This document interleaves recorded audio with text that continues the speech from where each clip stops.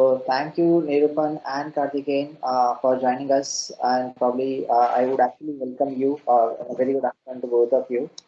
So a quick introduction for Nirupan is he is a self-oriented and motivated, result-driven, non-functional engineering consultant. He have implemented innovative ideas and published white papers called as IoT device security firmware analysis, adopt NFT to realize the full potential of connected devices, telemetry performance test in connected world, and how to design your tool infrastructure to test SAP products. And along with a co-host, probably a co-speaker, we have is Karthikeyan Lakshminarayan. He is a technology expertise in terms of non-functional testing on hybrid cloud platforms.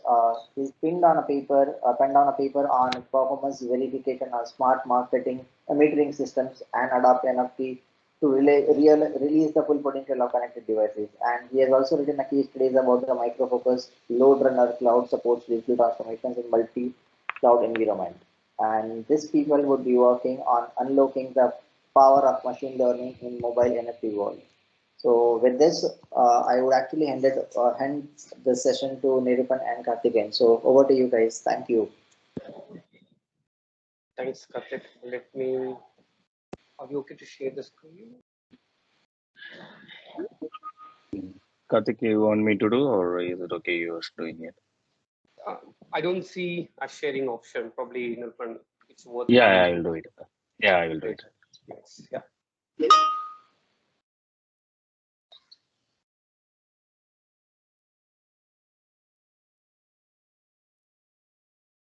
Thanks, Nurpan. Yeah. So to start with, good afternoon, everyone, and good morning and good evening to the respective geolocations, I would say. So first of all, we would like to thank you for giving this opportunity to present our idea and present our thought process to you all. So this is a wonderful forum, I would say. So this has been a consecutive second time we both been participating in this forum, and we are really excited to present our topic or thought process to you all. So as Karthik mentioned, yes, myself Karthik and my co-speaker is Nirpan, who both work in Qualitest. So here we are going to speak about the key important topic, which is called how to unlock the power of machine learning into the mobile non-functional testing world. So the intention, what we wanted to speak is we wanted to share our thought process on mobile NFT world in terms of machine learning. Moving on to the next slide. Yeah. So here is our key agenda which we have given. So first, to start with, we do have our introduction, and then we do set up our ecosystem. How does the ecosystem works? And then followed by we do have our solution, and finally we conclude with our benefits. What kind of benefits we can repeat around on this particular interface, and then finally we will open the forum for our question and answer sessions. To start on the introduction, so when we say machine learning, right, it's an hot topic for last 1 decade, I would say. So it's been rapidly improving for last, I would say, 10 years. So we've been speaking a lot about machine learning. We know how rapidly it is growing, but how it is going to merge along with our mobile non-functional world. So when we say about machine learning, how it's going to be correlate with our mobile non-functional world. So obviously, considering this pandemic and considering this current situation, right? So we've been more into a lot of digitalization, and we've been more into a lot of mobile world as well. So we wanted to understand how machine learning can help in a mobile NFT world in a better way. So what our main focus is, there are two major aspects we focus in our entire topic, I would say. So what we are speaking is how would they ensure the coverage on a different or a multiple mobile OS to the recent past. So to quote a quick example, right? So we do have a lot of people started using the digital social networking. So how the older devices, how the outdated devices also can withstand with the current fast running social networking sites. So that's our thought process. And how do we align the business requirements to make sure it is not being compromised in terms of any non-functional requirement like performance, security, operational acceptance testing, whatnot, making sure it is performant. So we know these facts, right? So considering the pandemic situation, we do have a lot of 97% of mobile users start using the AI-powered voice assistants as well. So that's why we thought, how can we unlock the machine learning power in the NFT world? Moving on to the next slide. So before we start, how do we achieve this entire thought process, right? We wanted to first touch upon the ecosystem, mobile ecosystem, which means in each and every organization, being at any customer or being at any organization, right? So they wanted to have the mobile approach in an automated way, or we do need to achieve a faster release to the production, making sure the customer end users can use at the right time. So we do have various frameworks, we do have various requirements as well to meet the business requirements. But what we wanted to have an understanding is, how do we predict the future behavior for an new conditions, for an varied conditions, making sure it is performant or it is meeting the non-functional requirements as what we expect. To meet this requirement, right, there are a few challenges, I would say. First and foremost challenge is lack of devices. So if I wanted to do a testing for a specific app with an outdated device, right, I don't have a proper device to do a testing. But considering a rapid, fast release and considering the fast growth and considering the immediate releases on the requirements, how we achieve whether it is performant or not. If we release a product with the performance is very bad, obviously there is no point in releasing it also. How we achieve of mitigating this challenge. And in fact, let's say if we achieve this using our machine learning and artificial intelligence, how do we extract the data? How do we collate the data? What's the smarter approach we have? That's a key challenge, I would say. And following to that, once we have a data, how do we evaluate and train the data? So these are the three challenges, which is followed by a concluding a challenge, which is, once we have all this information, how do we achieve to meet the business requirement? That's a biggest challenge we do have. How do we meet all these requirements? So to answer all these challenges, right? So my co-speaker is going to give a solution which we thought would definitely benefit everyone in this forum. Over to you, Nirupam. Yeah, thanks, Karthik. Okay, so moving on to the next slide. So as Karthik was mentioning, right? So that's a complete mobile ecosystem we normally have and we tend to use in our day-to-day activities, right? So with that, right? So what we thought is, like, we want to create a framework and we want to use the machine learning power to see like how the mobile data can be, or how the large chunks of data, whatever we have, right, can be reused and can be repurposed, and that can fit our purpose. So when I say fit our purpose, we got a lot of use cases, we got different challenges in our kitty, and we want to see like how this is going to add a value add and how it is going to add a benefit to the customer, right? So the main thing is like this slide predominantly speaks about the general framework, how we are approaching towards the challenges that we have kept in front of us, right? So the main thing is like this is the current point of view. We got a large chunks of data as a non-functional engineers, right? We tend to have large number of reports in this agile world. We go with the bi-weekly sprints and we do a lot of releases, and we are running multiple tests for the different devices, for the different OS versions. Then at the end of the year or 2 years or 3 years, we have a huge number of report cycle or a huge number of data that we never had. We do a data processing for that. And what we do is like we just did an analysis with those data, and we understood like what exactly has happened during this course of these 3 years or 4 years time, right? We did a data processing for that. And then when we did a data processing, we want some kind of an framework or some kind of an algorithm or machine learning or AI that is in front of us, right? So that is giving more value add, and we thought like what kind of neural networks can be used, and that can be validated. So once that is done, then we did a training and evaluation, and then a prediction is being given. Once the predictive analysis is being given, then we reuse and we repurpose it, right? So that's a main framework we are providing. And in terms of the use case, right, here we are picking up mobile NFT as our use case, but this can be used across a wider executions as well, in terms of performance or in terms of any other thing that is being repetitive, right? We can use this framework.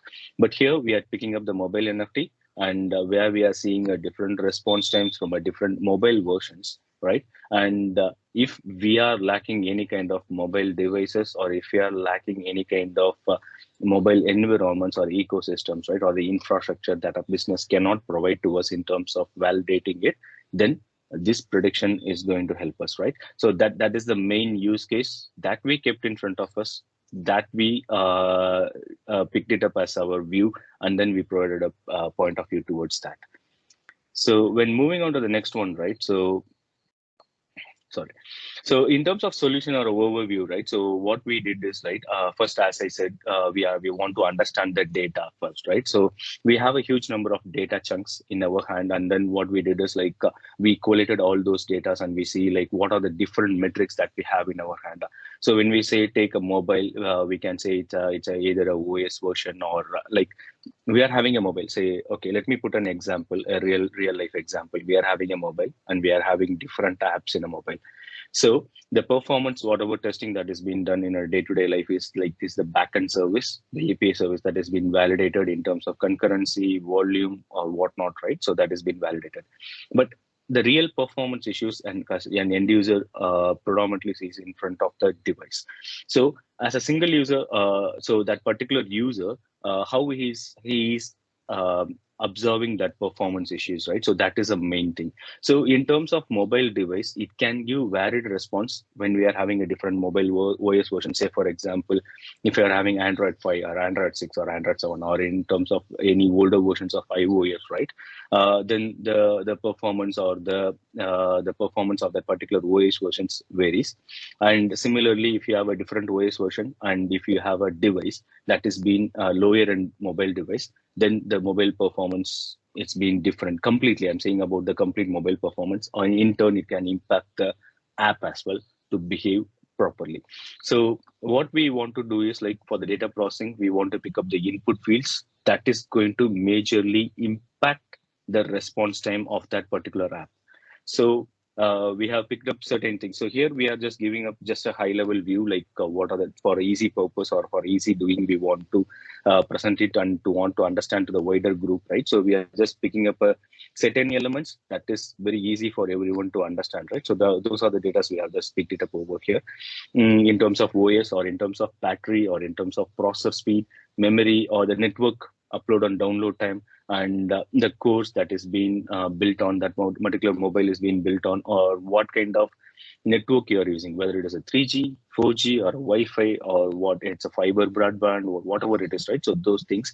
So these are some of the key inputs we are picking up, but we are picking up many more inputs as well. But for understandable purpose, as I said, we are picking up the key things, and then we are providing it as an input. So say, for example, I have a mobile device, say four different mobile devices with the 4 different OS versions, then I am getting a response time to that. But if there is any customer who is not having any older OS versions, and if they are facing any performance issues, and if a business want to replicate that issue and see and want to fix it, then there is a challenge. Second thing, if the business is having more users of that particular for that particular OS version, and if you want to validate for that particular release or for a particular sprint, or and they want to deploy some new implementations to that OS, right? Then as a quality assurance analyst, like, then we want to validate it, right? So then this particular thing will come into picture. So at the one side, we will be gathering all the data for the devices that are present in our hand.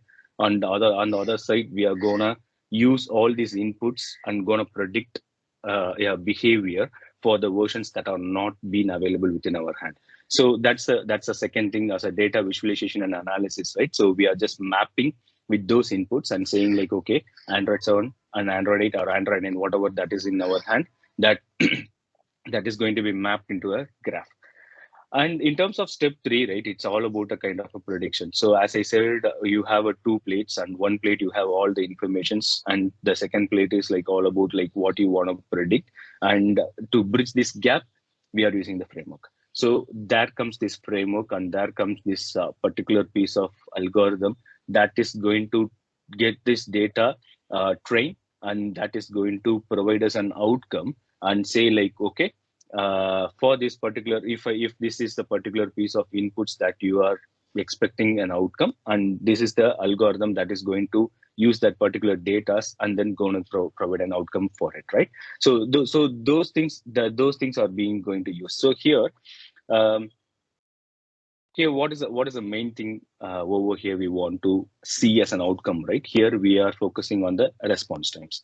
So my outcome or my prediction needs to be as a response time. So it can be let me give a real life example. Like say for example, I'm having a smart home app application, and if that application is going to, if I'm as an end user, I'm going to use it for switching on the bulb or switch off the bulb, and for a camera work, or for any kind of viewing of camera, or for using any smart home devices. If I want to control it from that app, right?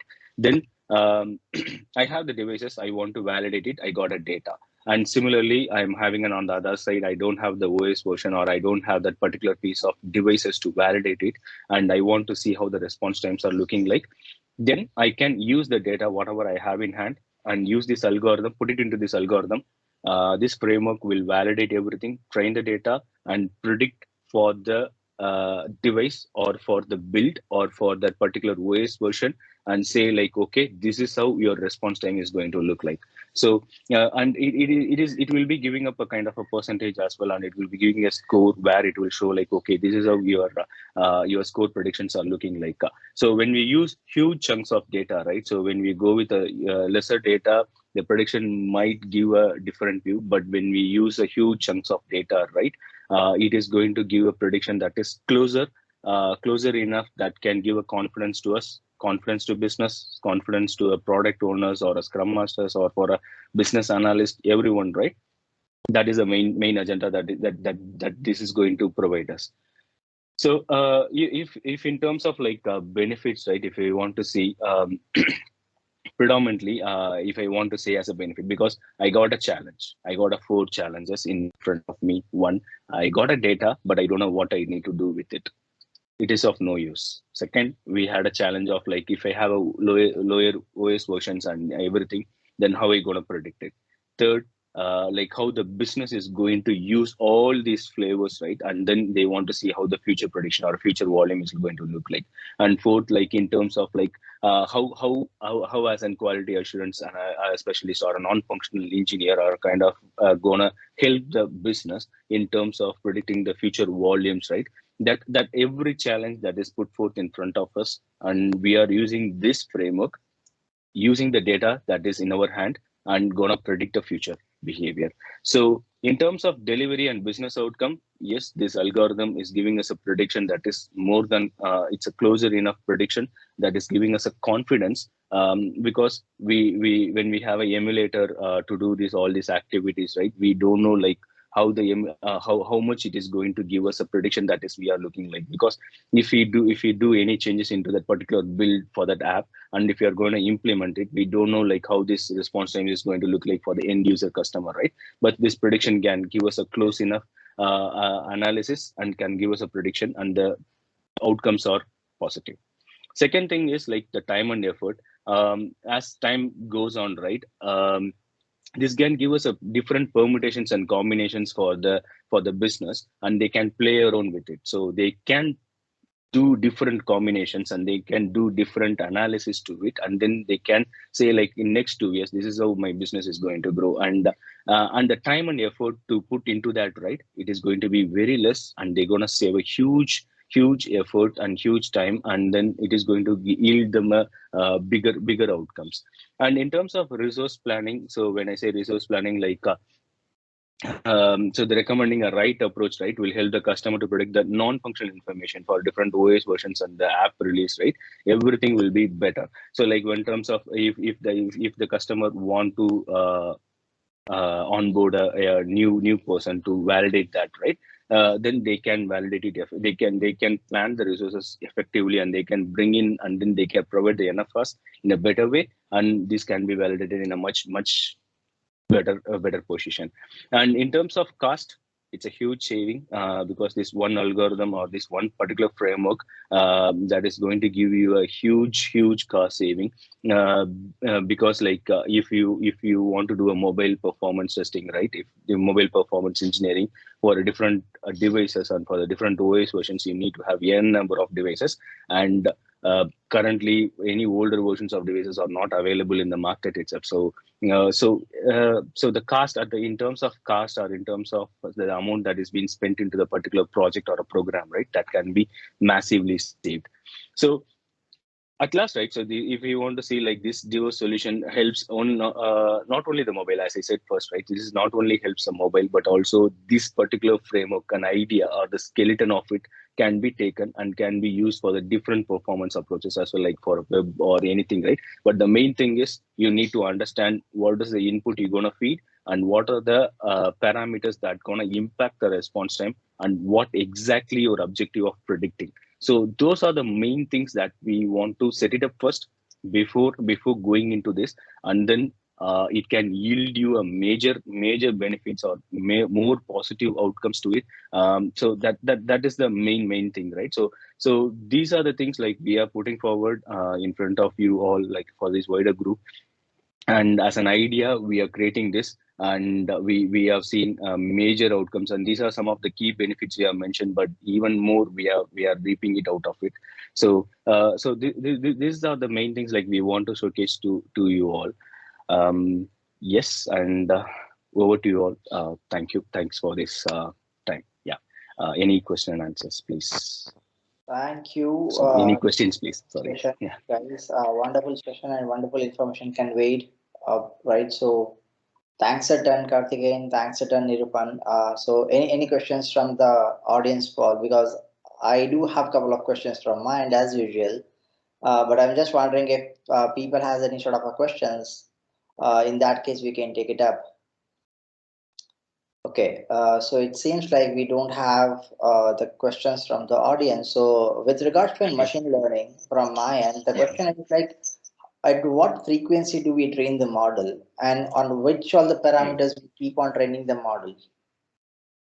Okay. So for the first question, the frequency of this is right. So we are not gonna run it in like how we are running for the cycles, right? 2 weeks once or 3 weeks once. We are not going to do that. This is like majorly we are picking up as a quarterly once activity, and we are using it. But in between, if we got some new releases or a new frameworks that is being planned to be deployed into that particular app, right? Then if the customer wants us to do that, then we are using it. So that is the main thing. And second thing, in terms of parameters that are majorly we are looking around is like is the response, is the responsiveness. That is the major factor that we are highlighting it over here in terms of responsiveness, how this particular framework is gonna give them a value add to the customers, and based on that we are just working on it. And adding to Nirupan, right? So obviously it's all about the customer data. I understand, since it's a machine learning, right, we have to keep training the data at a secure scheduled frequency. Always the scheduled frequency makes a better outcome or better accuracy as well. So first and foremost is on customer procurement, and the other one is unscheduled frequency, which has Nirupan shared is a quarterly one. I do see a question from audience. Yes. Yeah, so we have a question from Ramya. That what algorithm helped you to achieve higher prediction accuracy? Okay, so here we are using linear regression algorithm here. But what we tend to do is like we are using different algorithms to validate it. Initially, we tried with a logical regression and we tried with a different algorithms as well, but it was not fitting our purpose. Specifically here, we are just working on linear regression, and as a future workaround, right? We got some different forms within our organization where they are having a different AI based model where we have 40 plus algorithms that is being trained within that particular framework. So what we are trying to do is like we are going to take this skeleton, integrate it with it, and we're going to validate it and see based on our objective. So that's what I was saying, right? It's all about like what is our objective. So based on our objective, what is the outcome we are expecting, or what is the prediction we want to do, right? Based on that, we are just working around with the different algorithms. But here, to answer, it is linear regression. Okay. So another question we have from Shailendra, that does this have a preset feed of data for prediction as well as benchmark for a mobile app? Probably, yeah. Sorry, what is the question? Yeah, go ahead, Karthik. Yes, we do and preset feed, for example. So what we do is, considering we have a current latest mobile version app, we do have those benchmark metrics. Using those benchmark metric, right, we do have a set of historical data as well to train the data. That's how we predict the future predictions or the older versions mobile OS predictions as well. We do have set of data. Yes. Okay. So what sort of data set do you have with regards to older versions, and on what basis you are keep on predicting the things?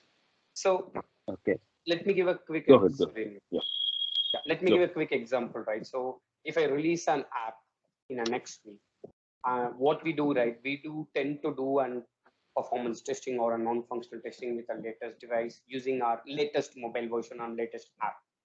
Now, using these feeds, I used to feed these input to our algorithm, to our framework. What it predicts is actually, it predicts the response time, it predicts the battery consumption for the older devices. It might be an outdated device. So that's kind of an activity we do. And that's how it in terms of response time, in terms of battery consumption, in terms of hardware usage, whatnot, right? So those predictions will be done. Okay, so how it could be helpful for the next follow-up question I have, that how it could be helpful for the upcoming new devices which we have come across, right?